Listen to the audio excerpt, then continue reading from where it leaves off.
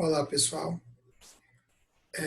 Vamos ao nosso segundo encontro, né, nossa segunda aula sobre educação fiscal, nossa eletiva de educação fiscal.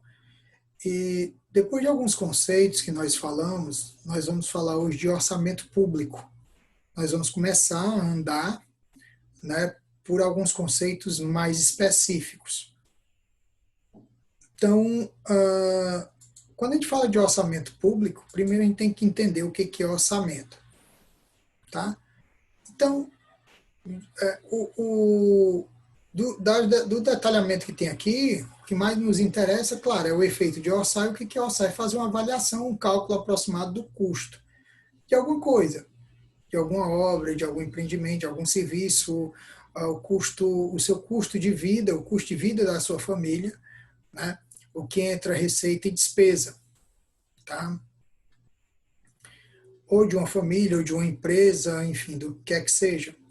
Então, fazer um orçamento aqui na nossa acepção aqui, dentro do contexto com o qual nós estamos trabalhando, tá?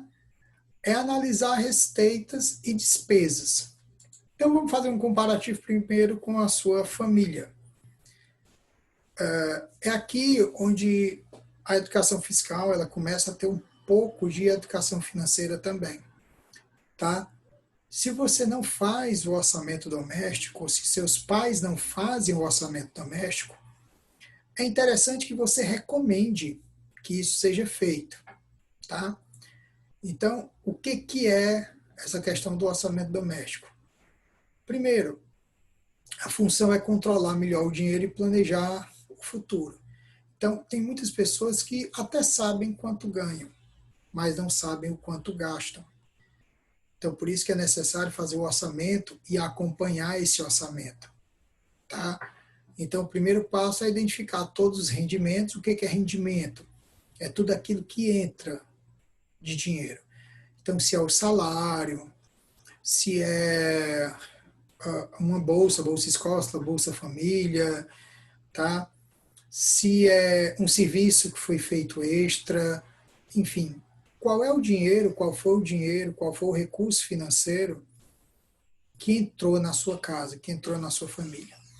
E despesa é aquilo que sai, alimentação, transporte, saúde, tá? Então, isso é o que sai. Então, as famílias precisam fazer esse controle para que tenha uma situação melhor, tenha uma análise melhor de como é que estão gastando o seu dinheiro. E se de repente não precisam fazer mais dinheiro, né? A gente utiliza a expressão ganhar dinheiro, é uma expressão complicada, porque de fato nós não ganhamos dinheiro algum, a gente trabalha, a gente troca tempo de trabalho por esse dinheiro em linhas gerais, tá? Então, de fato, não existe um ganho. Então, a expressão norte-americana de fazer dinheiro ela é mais próxima da realidade. Você troca tempo desenvolvido em alguma atividade por dinheiro, tá? Então, precisa haver diálogo, registrar despesas, tá? Definir estratégias para poupar e para investir, tá? Existem alunos que passaram por essa disciplina, entenderam esse conceito, levaram para suas famílias e hoje são famílias que já têm algum dinheiro investido em ativos, né, de baixo risco e de alto risco, tá? Então, realmente eles entenderam essa questão do orçamento financeiro, familiar, e é possível que você leve para a sua família também. Então, faça um trabalho com seus pais, seus avós, com quem você mora, né? Se eles não fazem esse orçamento familiar, recomende, leve essa orientação para eles, tá? E na iniciativa pública, também é necessário haver um equilíbrio entre receitas e despesas. O orçamento público, ele é a previsão de receitas e despesas públicas, tá?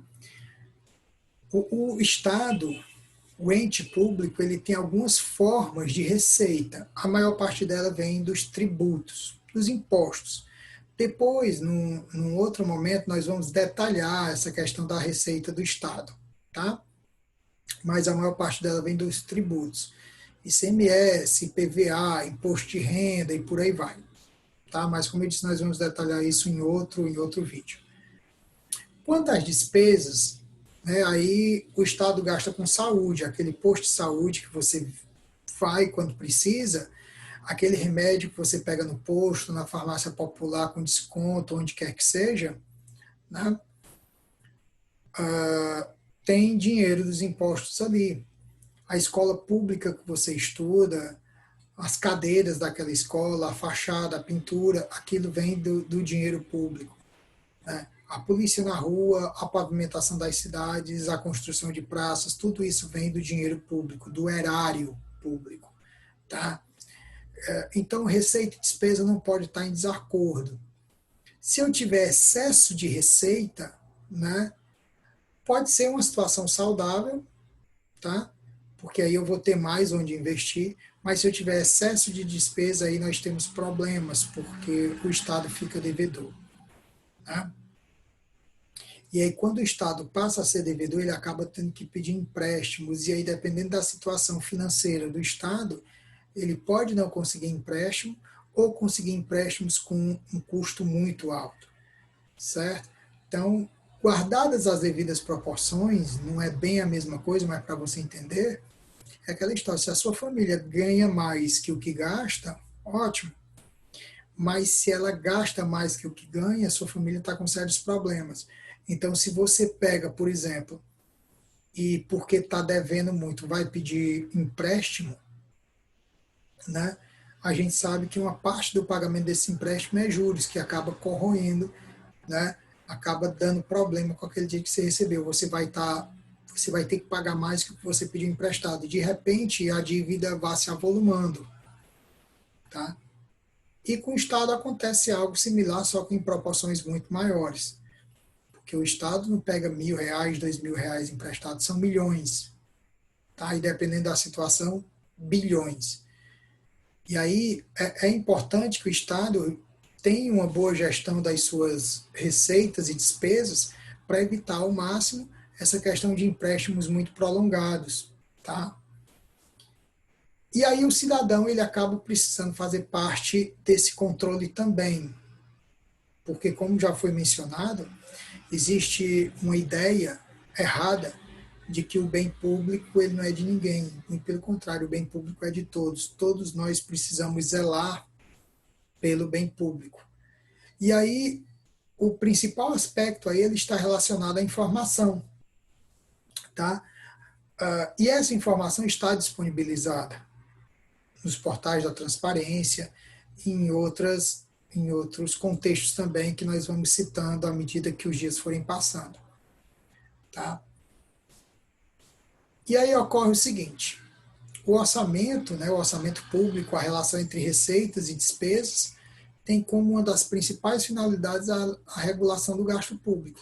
Essa regulação também é feita pelo controle social, também é feita por nós. É por isso que existe, por exemplo, o orçamento participativo, é para isso que existe, por exemplo, os portais da transparência, tá? Porque esse orçamento ele precisa ser debatido. Você faz parte disso também. Então, quando o bem público ele não é tratado da forma correta, acaba acontecendo a percepção disso pelas pessoas claro, a imprensa, né, ela vai ver essa situação e vai noticiar o que é o papel dela, né, e qual é o papel do cidadão. Fiscalizar, né, acompanhar esse gasto para que problemas como isso aqui não aconteçam. Tá? Então, veja que a placa paga em dia seu IPVA e as pessoas com carro na enchente aqui, você tem lixo.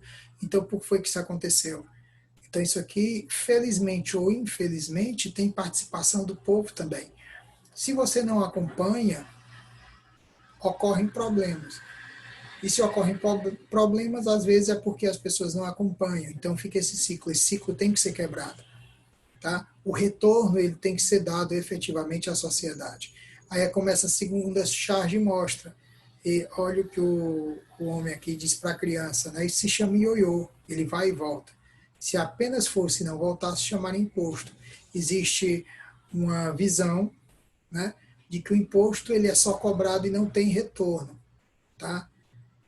E essa questão ela precisa ser discutida para se ver até que ponto não há efetivo retorno, ou se há um retorno deficiente, ou se efetivamente não há. Então, nós, todos nós, eu, você, seus colegas, seus pais, todo mundo, precisamos fazer esse acompanhamento.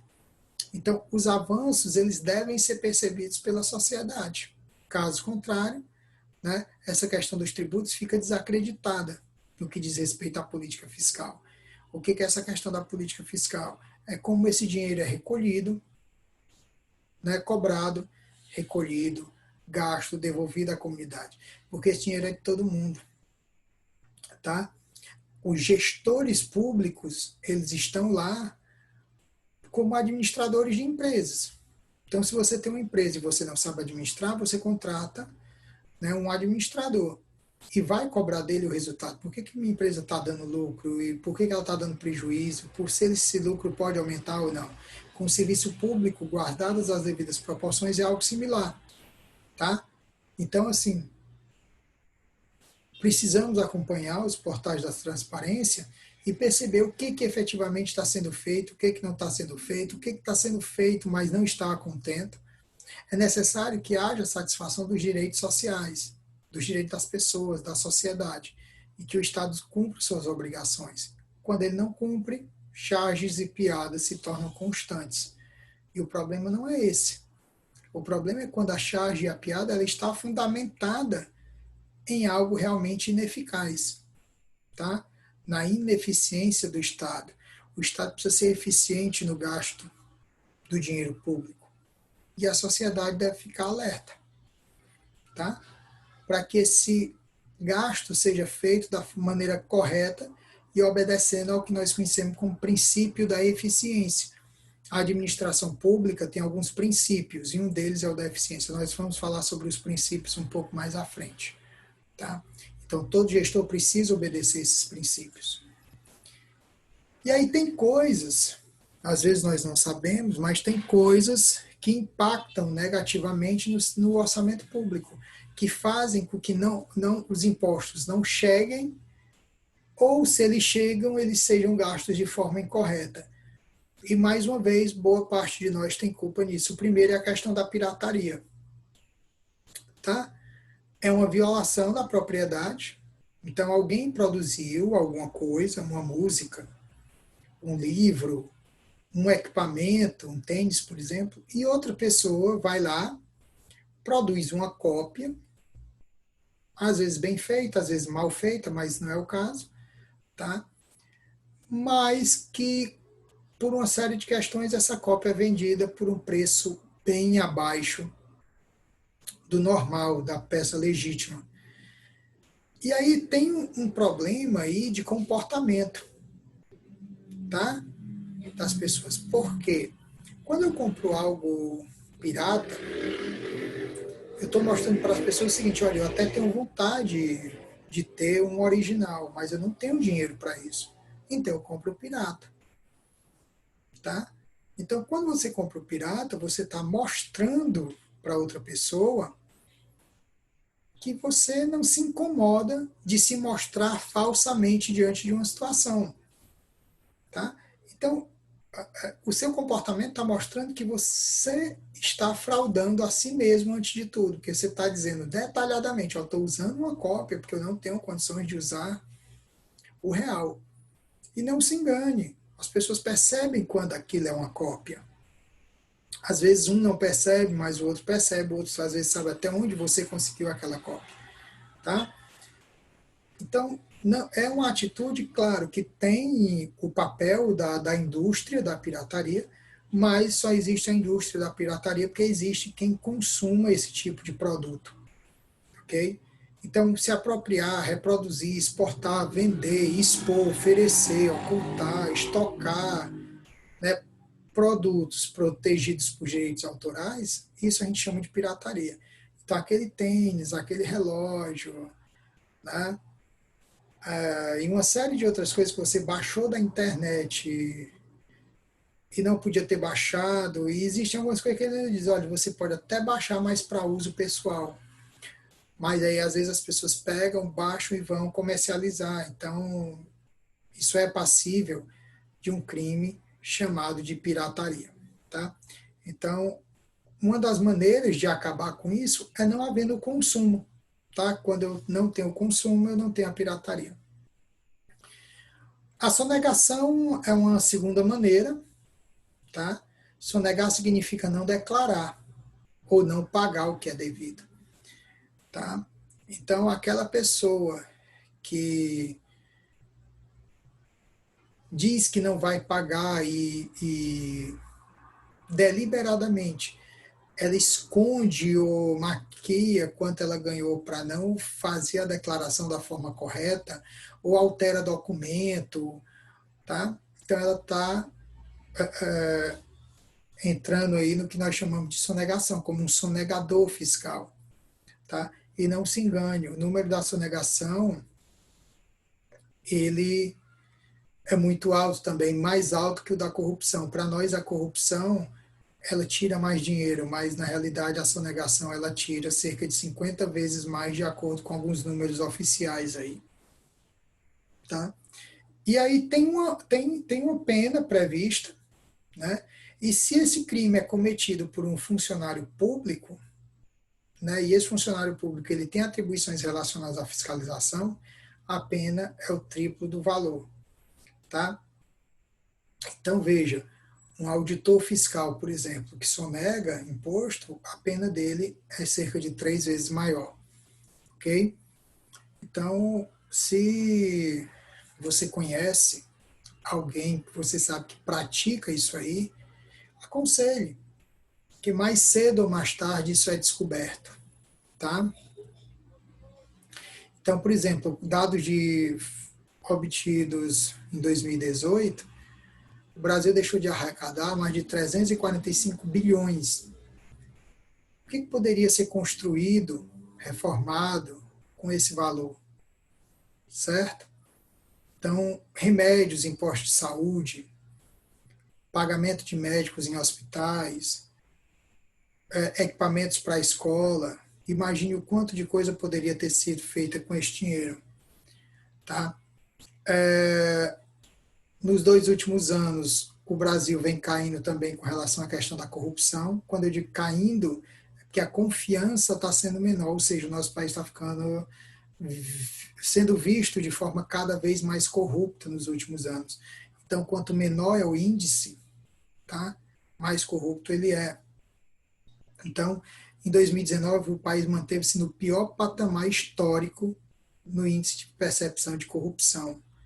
Tá? Perceba, tá? Perceba que é o seguinte, a escala vai de 0 a 100. 0 significa que o país é percebido como altamente corrupto e 100 como muito íntegro. Então, quanto menor o índice, pior. Se você for observar, nós estamos ganhando, ou estamos ali em paridade com países como o Egito, né?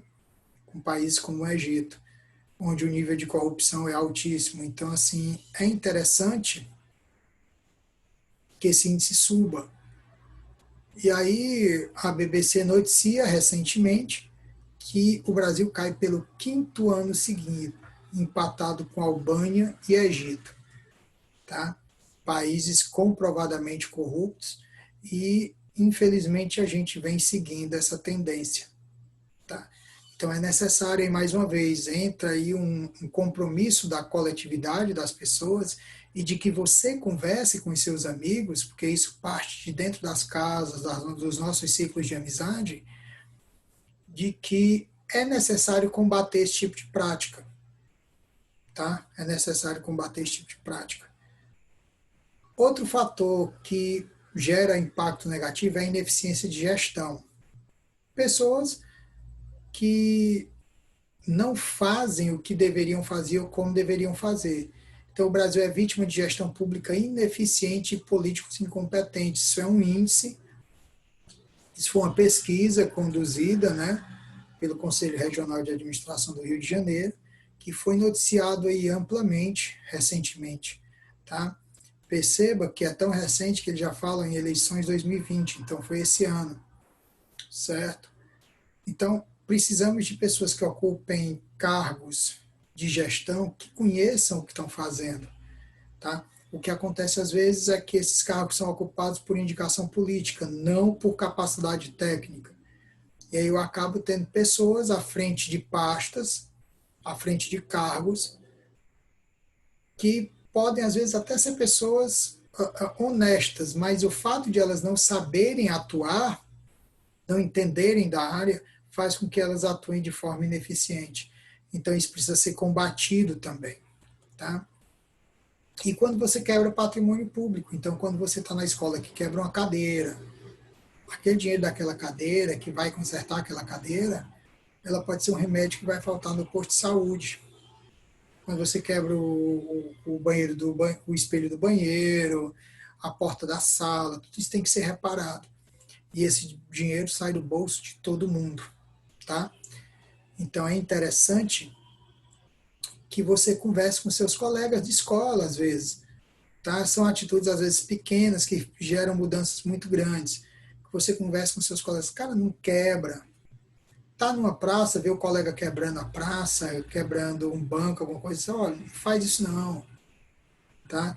Um banco que você quebra, ele vai ter que ser reposto. Alguém já não vem mais aqui na praça, a praça fica sem condições de ocupação, de brincadeira, aquela quadra e tal. E isso vai ter que ser reparado. E quando isso é reparado, vai sair dinheiro de algum local. E esse dinheiro poderia ser revertido para algo mais útil. Então não quebra, tá? Então essa conversa você precisa ter com seus amigos. Mostre que você tem mais informação do que ele. Que às vezes as pessoas fazem isso pelo que eu falei há pouco. As pessoas pensam que o que é público não é de ninguém. E na realidade, o que é público é de todo mundo precisa cuidar, tá? Então, o Estado hoje, né, precisa que muitas pessoas corrijam suas atitudes, desde as famílias até os gestores públicos federais, tá? Então, o Estado atravessa uma crise, tá? E nessa crise tem muita gente que está atuando de forma ineficiente. E aí nós temos gestores e pessoas da comunidade. Então, quando você quebra alguma coisa, você está ajudando essa ineficiência, tá? Quando você não cobra daquele político que você elegeu, você está sendo ineficiente também, tanto quanto ele, ok? Se você sequer lembra em quem você votou, pior ainda, nós estamos em ano eleitoral e é interessante que vocês realmente analisem as propostas para depois poder cobrar. Se você não conhece o portal da transparência, fique atento, que você vai conhecer e você vai ver como acompanhar se o que está dito na sua rua realmente está sendo feito. E se não estiver sendo feito o que está sendo dito, você precisa cobrar. Quer estar, deixa para lá, com esse deixa para lá, nós vamos deixando aí de exercer o nosso direito de cidadão, tá? Então, muita gente acha que política é uma coisa e cidadania é outra, mas na realidade são a mesma coisa. Quando você é um cidadão político que se preocupa com o todo, com os seus direitos e com os seus deveres, você está fazendo política. Então, cidadania e política significam basicamente a mesma coisa, ok? Então, informe-se, veja isso atentamente, converse com seus colegas, converse com seus amigos, tá? E depois vá ao Classroom e faça a atividade proposta, ok? Um forte abraço e até o nosso próximo encontro.